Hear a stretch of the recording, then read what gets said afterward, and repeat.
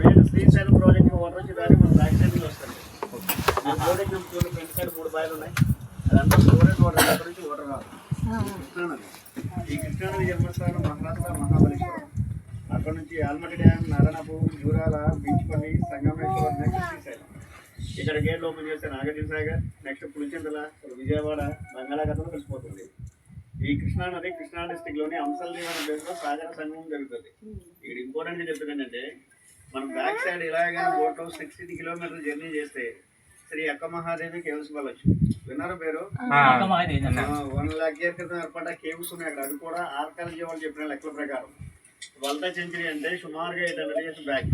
మల్లికార్జున స్వామి స్వరూపాన్ని చేసుకుంటే మల్లికార్జున స్వామిని పెళ్లి చేసుకోవాలని చెప్పి కర్ణాటక నుంచి వీరశైవ మతస్థురాలు ఒంటి మీద నూనె లేకుండా స్వామి దర్శనానికి కొన్ని అన్నియ కారణాల వల్ల బట్టలు ఉద్రేకమైంది. ఆవిడ తల వెంట్రుకలే వస్త్రాలుగా ఏర్పడ్డాయి. ఆవిడ పేరు మహాదేవి. అందరూ అక్క అక్క వల్ల అక్క మహాదేవి పిలవబడుతుంది. మీరు స్వామివారి దర్శనానికి వెళ్ళారా? స్పర్శ దర్శనానికి వెళ్ళారా? స్వామివారికి అంటే ముందు 3 నల్లరాజు విగ్రహాలు డబ్బు చేశారు కదా. లెఫ్ట్ సైడ్ ఒకటి, రైట్ సైడ్ ఒకటి, 2 గర్భగుడికి ముందు ఉంటాయి. అవి ఒకటి అక్క మహాదేవి అమ్మవారి విగ్రహం ఒకటి, 2 హేమారెడ్డి మల్లమ్మ విగ్రహం ఒకటి, 3 సిద్ధరామప్ప విగ్రహం ఒకటి. వీళ్ళ ముగ్గురు కర్ణాటక భక్తులే, మనలా మానవ జన్మత్ర మనుషులే. వీళ్ళు మానవ జన్మత్ర మనుషుల విగ్రహాలు తీసుకెళ్లి స్వామి కంటే ముందు పెట్టారంటే ఒకసారి ఆలోచించండి. వీళ్ళ చరిత్రలు ఇవ్వండి. ఈ ముగ్గురులో ఒక ఆవిడే అక్క మహాదేవి. ఆ గుహలో కొంతకాలం తప్పచేసి కదిలివనం అనే గుహ మీద ఆపోజిట్లో అక్కడికి వెళ్ళి స్వామివారి ఐక్యత అయింది. గురుసమ్మ సరస్వతి అవతారం చాలించింది కూడా ఈ కదిలివనంలోనే. ఈ అమ్మ తపస్సు వల్ల భ్రమరాంబ మల్లికార్జున స్వామి వల్ల గుహలో ప్రత్యక్షమయ్యారని చరిత్ర ఉంటుంది. దానికి నిదర్శనంగా సహసిద్ధంగా వెళుతున్న శివలింగం ఉంటుంది గుహల లోపల. ఇప్పుడు శ్రీశైలం స్వామిని జ్యోతిర్లింగం అన్న స్వయంభలింగం అని. శ్రీశైలం స్వామి వారికి అయితే మనం అభిషేకాలు చేస్తున్నాం. ఆ గుహలో ఉన్న స్వామికి ఎవరో అభిషేకాలు చేయలేదు. సహసిద్ధంగా ఒక డ్రాప్ వాటర్ శివలింగం మీద పడతా ఉంటుంది. 365 రోజులు ఆయనకి అభిషేకం జరుగుతూనే ఉంటుంది. ఆ వాటర్ ఎక్కడి నుంచి వస్తుందనే విషయం ఇప్పటికీ ఎవరికి అందుపడిన ప్రశ్నగానే ఉంది. మెరాకిల్ ఒక అద్భుతం. ఆ స్వామి దర్శనానికి వెళ్ళాలంటే మా బోట్లో ఉదయం 9:30 నుంచి 11:30 లోపే వెళ్తాయి. వెళ్ళి రావడానికి 4 hours టైం పడుతుంది. ఒకరికి వచ్చి 650 రూపీస్ గెలుచుకుంటారు. మీరు అక్కడికి వెళ్ళాలనుకుంటే మార్నింగ్ 6 గంటలకి రూపే కౌంటర్లో మీ పేరు నమోదు చేయించుకుని పైన 9 గంటల కింద టికెట్లు ఇస్తారు. ఇప్పుడు మీరు తీసుకున్న కాడ మన ఫ్రంట్ ఇక్కడ బిల్డింగ్ ఉంది. అది రైట్ సైడ్ పవర్ ప్రాజెక్ట్ అని కరెంట్ తయారవుతుంది. ఏమింగ్ లెఫ్ట్ రోడ్ ఉంది. ఇదే లెఫ్ట్ సైడ్ పవర్ ప్రాజెక్ట్ అది. యాక్చువల్గా పవర్ ప్రాజెక్ట్ అంటే మీరు డ్యామ్ కింద హైదరాబాద్ రూట్లో చూస్తుంటారు మీరు. ఇది పవర్ హౌస్ వాటర్ వెళ్ళడానికి మెయిన్ ఇక్కడ ఆల్రెడీ ఈ బిల్డింగ్లో ఉంటుంది. దీని కింద నుంచి అండర్ గ్రౌండ్ టర్నల్ ఉంది. దాని ద్వారాగానే పవర్ హౌస్ వాటర్ వెళ్తూ ఉంటుంది. రైట్ సైడ్ ఒకసారి జనరేట్ అయితే 770 మెగావాట్స్ తయారవుతుంది. ఏపీ స్టేట్లో ఉంటుంది. అదేమో 900 మెగావాట్స్ అదేమో తెలంగాణ స్టేట్లో ఉంది. ఇదే డ్యామ్ శ్రీశైలంలో ఉంది కాబట్టి శ్రీశైలం డ్యామ్ శ్రీశైలం ప్రాజెక్ట్ పరిపిస్తుంది. దీని అసలు పేరు వచ్చి నీలం సంజీవ రెడ్డి సాగర్. ఆయన ఎవరంటే 1960 ఆంధ్రప్రదేశ్ చీఫ్ మినిస్టర్గా ఉన్నారు. రాష్ట్రపతి కూడా అయ్యారు. ఈ డ్యామ్ కట్టడానికి ప్రోత్సహించారు కాబట్టి మరునానంలో ఆయన పేరు పెట్టారు. ఈ డ్యామ్కు 12 గేట్లు. ఈ 12 గేట్లలో ఒక గేట్ వెయిట్ వచ్చి 260 టన్నులు. ప్రజెంట్ ఇప్పుడు మనకున్న ప్రాజెక్టులో ఏ డ్యామ్కి లేనంత వెయిట్ గేట్. నది వచ్చి కృష్ణానది, ఫారెస్ట్ వచ్చి Nallamala forest. Present water level వచ్చి 882 ఫీట్ ఉంది. డ్యామ్ స్టోరేజ్ లెవెల్ వచ్చి 885 3 ఫీటే తగ్గింది. ఇదే గంగలో చంద్రగుప్తుడు అని ఒక రాజు తన కూతురి శాపవశాత్తు పచ్చబండ అయి ఉన్నాడు వాటర్లో. దాని ప్రభావం చేతనే ఇక్కడ నీళ్లు పచ్చ కలర్లో కనపడుతుంటాయి. ఈ వాటర్ మీరు చేతిలో తీసుకున్న వాటర్ బాటిల్ పడిన వైట్గానే ఉంటుంది. పాతాళ గంగలో ఉన్నంతసేపు నీటికి పచ్చదనం. డ్యామ్ దాడి కిందకి వెళ్ళిందంటే ప్యూర్ వైట్గా ఉంటుంది వాటర్. ఇదే గంగలో ఉబ్బిలి బసవర్ణ అని చెప్పి నందోపురం శిలారూపం నది గుడి దగ్గర చూసారు ఇలా మండపంలో పెద్ద నది. ఆ నదిని సరిగ్గా బసవర్ణ అంటారు. శ్రీమంతుడికి గంగలో ఉన్న సెంటర్లో ఉంటుంది. డ్యామ్ కట్టక ముందు శ్రీశైలం వచ్చిన ప్రతి భక్తుడు ఆ నందిని దర్శనం చేసుకుని ఇవే నీళ్ళు తీసుకెళ్లి స్వామి అభిషేకాలు చేసేవాళ్ళు అప్పట్లో. ఈ డ్యామ్ కట్టిన తర్వాత బ్యాక్ వాటర్లో నది వెళ్ళిపోయింది. ఈ ప్లేస్నే పాతాళ గంగ అనడానికి కారణం ఏంటంటే గంగా నది కాశీ నుంచి అంతర్వాహినిగా ప్రదేశానికి వచ్చిందట. అందువల్ల ఈ ప్లేస్కి అంత ప్రాముఖ్యత.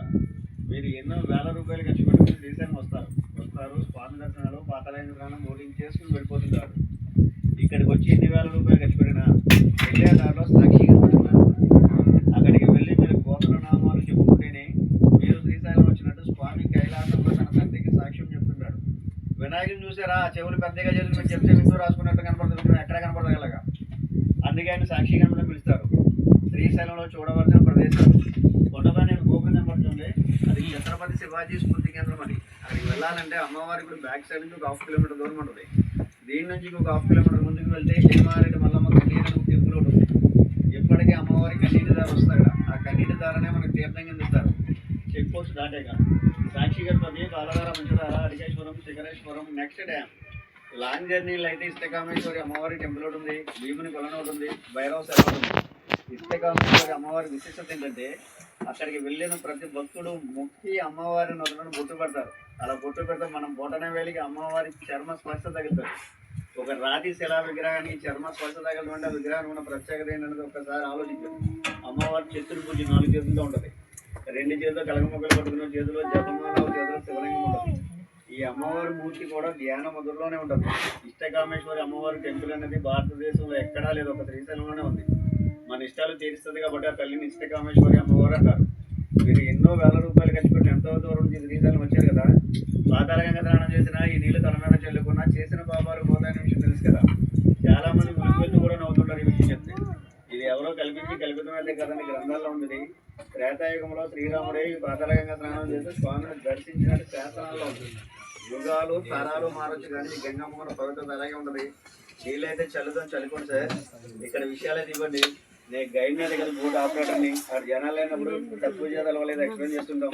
ఏమైనా మన సర్వీస్ మనస్ఫూర్తిగా మీకు నచ్చితే ఏమైనా టిప్ ఇస్తే తీసుకుంటాం. ఎంతో దూరం నుంచి వచ్చారు కాబట్టి ఈ బ్రహ్మరామరామ గారిని స్వామి ఆశీస్సులు అందరికీ కలగాలని మనస్ఫూర్తిగా కోరుకుంటున్నాం. Thank you sir. వాళ్ళకి చెప్పులు తీస్తే గంగలో నీళ్ళు చల్లుతాను, చెప్పులు తీసిన వాళ్ళకే గంగలో నీళ్ళు చల్లుతాను. వాటర్ బాటిల్ స్వామి.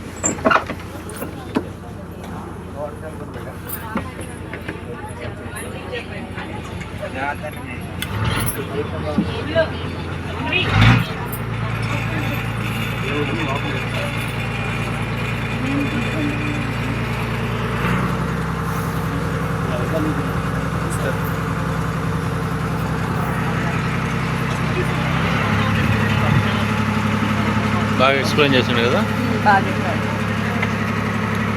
ఏది ఎటు తిరుగు పిన్ని అలా ఒక ఫోటో తీసి వీడియో.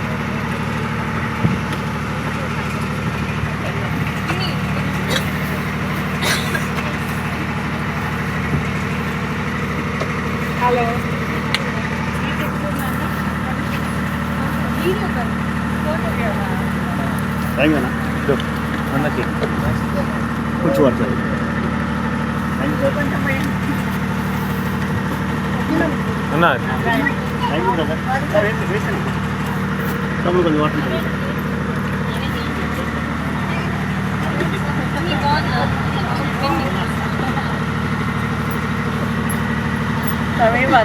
ఫోటో